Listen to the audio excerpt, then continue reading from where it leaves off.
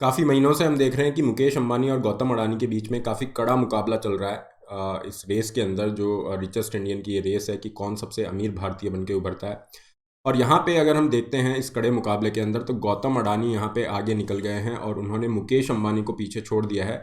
और गौतम अडानी इंडिया के ही नहीं बल्कि एशिया एशिया के सबसे अमीर आदमी बन के यहाँ पे उभरे हैं। क्या रीज़न रहा कि मुकेश अंबानी यहाँ पे पीछे रह गए और गौतम अडानी यहाँ पे आगे निकल जाते हैं? और स्पेशली अगर हम बात करें, गौतम अडानी की जो नेटवर्थ है पिछले कुछ सालों के अंदर बहुत तेज़ी से बढ़ी है, specially if you talk about 2021। क्या रीज़न रहा? 2021 के अंदर केवल इस एक साल में गौतम अडानी ने लगभग $55 बिलियन के आसपास ऐड किया है। तो क्या रीज़न रहा इसका, ये देखेंगे। और कैसे मुकेश अंबानी को इन्होंने पीछे छोड़ा, पूरा इशू डिटेल में डिस्कस करते हैं। आगे बढ़ने से पहले, this is a brief introduction about me. My name is Rahul Bhardwaj. ये मेरा टेलीग्राम चैनल है जिस पर आप मुझे फॉलो कर सकते हैं। PDF of the session will be available here. देखिए, फॉर्ब्स की ये जो रियल टाइम बिलियनर इंडेक्स हमारे पास है, ये डेली बेसिस पे अपडेट होता है। जब भी आपके मार्केट्स ओपन होते हैं तो ये अपडेट होता है। और यहाँ पे आपको देखने को मिल रहा है कि पूरे विश्व के अंदर जो सबसे अमीर आदमियों की लिस्ट है उसमें अडानी जो हैं, गौतम अडानी, ये 11वें नंबर पे हैं, 11th पोजीशन पे है। और इन्होंने मुकेश अंबानी को पीछे छोड़ दिया है। मुकेश अंबानी की पोजीशन जो है 12th पे है।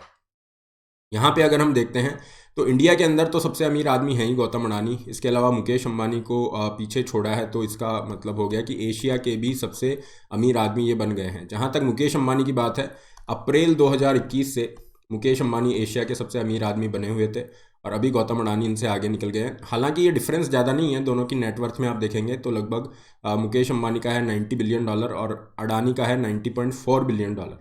तो इसको अगर हम देखते हैं तो काफ़ी टाइम से, कई महीनों से बिल्कुल नेक टू नेक चल रहा था, है ना। बहुत कम ये डिफरेंस दोनों के बीच में देखने को मिल रहा था। लेकिन ये फर्स्ट टाइम यहाँ पे जो अडानी हैं आगे यहाँ पे निकल गए हैं। इसका रीज़न ये है कि इंडियन शेयर मार्केट में जिस तरह से गिरावट देखने को मिल रही है, तो रिलायंस के जो शेयर्स हैं उनमें कंपैरेटिवली ज़्यादा गिरावट देखने को मिली in comparison to Adani. Adani के शेयर्स में इतनी तेज़ी से गिरावट नहीं आई, जिसकी वजह से जो नेटवर्थ है अडानी का ये ज़्यादा हो जाता है मुकेश अंबानी से।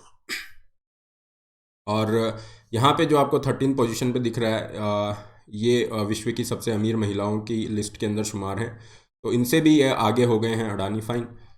जहाँ तक हम बात करें इस पूरी रेस की, अगर यहाँ पे कंपटीशन की बात की जाए एक तरह से, तो अडानी ने पिछले साल 2021 के अंदर लगभग $55 बिलियन ऐड किए हैं, जो बहुत ज़्यादा है in comparison to Mukesh Ambani, जिन्होंने लगभग केवल $14 बिलियन ही एडिशन किया है। तो इस वजह से ये बहुत तेज़ी से आगे निकले और फाइनली अभी इन्होंने शेयर मार्केट में जिस तरह से बदलाव हो रहे हैं उसको देखते हुए अडानी यहाँ पे आगे निकल गए हैं। फॉर एग्जांपल, यहाँ पे अगर हम देखें, जैसे 2021 के अंदर अडानी गैस जो है, इसके शेयर्स में 400% का जंप देखा गया। अडानी ट्रांसमिशन ने बहुत अच्छा परफॉर्म किया, अडानी एंटरप्राइजेज, तो सारे जो शेयर्स हैं उन्होंने आउट परफॉर्म किया और इन्वेस्टर्स को भी अच्छा रिटर्न दिया। लेकिन इसी वजह से जो नेटवर्थ है अडानी की वो भी काफ़ी तेज़ी से इंक्रीज हुई और जो गेन है 2021 में वो लगभग $55 बिलियन का रहा। केवल एक साल में इतना गेन होना ये बहुत बड़ी बात है। इसके अलावा अडानी ग्रुप काफ़ी जो है बोल्ड बैट्स भी ले रहा है, मतलब बहुत बोल्ड डिसीजन ले रहे हैं, बहुत एग्रेसिवली ये इन्वेस्ट कर रहे हैं। रिसेंटली अगर हम देखते हैं तो साउथ कोरिया की जो पॉस्को है, इसके साथ इन्होंने इन्वेस्ट किया है और लगभग 5 बिलियन का ये इन्वेस्टमेंट माना जा रहा है, जहाँ पे ये एनवायरमेंट फ्रेंडली एक स्टील मिल बना रहे हैं गुजरात के अंदर। इसके अलावा ये रिन्यूएबल एनर्जी, हाइड्रोजन, लॉजिस्टिक के अंदर भी इन्वेस्ट करना चाह रहे हैं। जहाँ तक अडानी की हम बात करें तो इन्होंने एक मतलब बहुत ही ऑर्डिनरी वे के अंदर अपना ट्रेडिंग का बिजनेस स्टार्ट किया 1980s के अंदर और धीरे धीरे इन्होंने एक्सपेंड किया। ये धीरे धीरे एनर्जी के सेक्टर में गए, फिर पोर्ट्स में गए और आज के टाइम पे अडानी जो है लार्जेस्ट पोर्ट ऑपरेटर है। अडानी ग्रुप इंडिया का लार्जेस्ट पोर्ट ऑपरेटर है। इसके साथ और बहुत सारे कंट्रीज़ में प्रेजेंस है इनकी। एयरपोर्ट्स के अंदर इन्होंने अपना जो है प्रेजेंस बनाया है। अभी हमने देखा कि मुंबई एयरपोर्ट का कंट्रोल भी ये इन्हीं के पास आ रहा है। ट्रांसपोर्टेशन है, डिफेंस है, प्रॉपर्टी, फाइनेंस, इन सारे एरियाज़ के अंदर इन्होंने अपनी प्रेजेंस बनाना धीरे धीरे स्टार्ट किया और आज के टाइम पे अडानी ग्रुप एक बहुत बड़ा नाम है। चाहे हम इन सेक्टर्स की बात करें, स्पेशली पोर्ट है, power generation and all. Adani group को अगर हम देखते हैं तो पेंडेमिक का इसके ऊपर भी असर रहा था और पेंडेमिक के अंदर इसके जो शेयर्स हैं उसमें भी, रेवेन्यू में भी डाउन देखने को मिला था। लेकिन पेंडेमिक के बाद जिस तरीके से इन्होंने ग्रो किया वो वाकई में देखने लायक है। और यहाँ पे ये जो भी शेयर्स हैं इनकी 6 लिस्टेड कंपनीज़ के, वो एक एक करके बहुत ऊपर जाते हैं। एंड स्पेशली अगर हम बात करें लिस्टेड कंपनीज़ की, तो यहाँ पे जो अभी अडानी विल्मार है उसका आईपीओ आया हुआ है और ये जैसे ही लिस्ट हो जाएगा डेफिनेटली ये भी आपकी जो है नेटवर्थ के अंदर एडिशन लेके आएगा। ऐसा हम समझ सकते हैं। डेफिनेटली एक पॉजिटिव इम्पैक्ट होगा। विलमार जो कि सिंगापुर की एक फूड प्रोसेसिंग कंपनी है, उसके साथ ये आ रहे हैं। जहाँ तक हम बात करें और बोल्ड मूव्स की, तो यहाँ पे आप देखोगे कि मुंबई एयरपोर्ट के साथ और यहाँ पे इंडिया के 6 एयरपोर्ट्स हैं जिसका कंट्रोल इनके पास में है, ये इसको डेवलप करेंगे, ठीक है। और इसके अलावा इन्होंने ग्रीन एनर्जी के अंदर भी अपनी एंट्री मार दी है।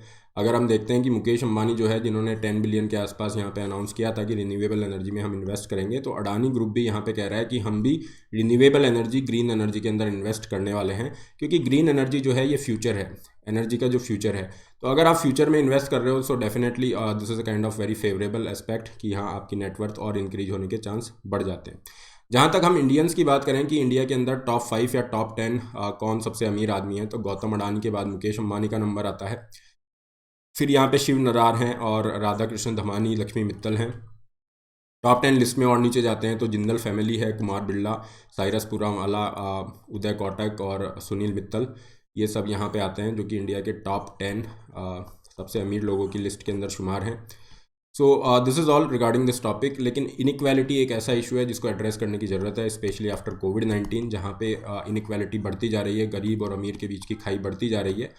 सो इसको डेफिनेटली हमें एड्रेस करने की ज़रूरत है। और जहाँ तक वेल्थ क्रिएशन की बात है, this is a fine thing, ठीक है। वेल्थ क्रिएशन में कोई बुराई नहीं है, because even for the redistribution first we need to have the wealth ना। तो गवर्नमेंट को अगर टैक्स रेवेन्यू ये सब आता है तो अच्छी बात है, but we need to take care of the inequality aspect. This is all. इस टेलीग्राम चैनल पे आप मुझे फॉलो कर सकते हैं। इसके अलावा अनअकैडमी से आप जुड़ सकते हैं, जहाँ पे आपके पास में complete preparation package, pre mains optional की प्रिपरेशन का यहाँ पे अवेलेबल हो जाता है। सब्सक्रिप्शन का लिंक डिस्क्रिप्शन बॉक्स में, आप अपनी नीड के अकॉर्डिंग प्लान चूज़ कर सकते हैं।